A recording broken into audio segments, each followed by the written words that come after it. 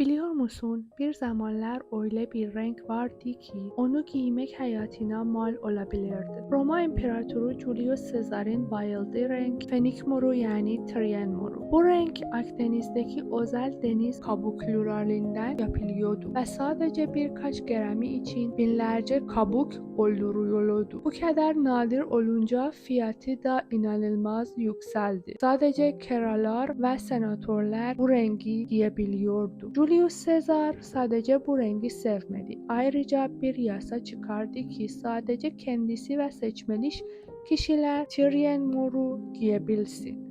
Hatta ucunu göstermek için tamamen mor bir tonik giyiyordu. Peki ya hal? Bu renge dokunmak bile ölüm demekti. O yüzden bir dahaki sefere bu moru göründüğünde unutma. Bu sadece bir renk değil. Roma İmparatorluğu'nun gücünün mirası ve şimdi bu miras senin paletinde. Bu efsanevi rengin renk karışım formülünü açıklamada yazdı.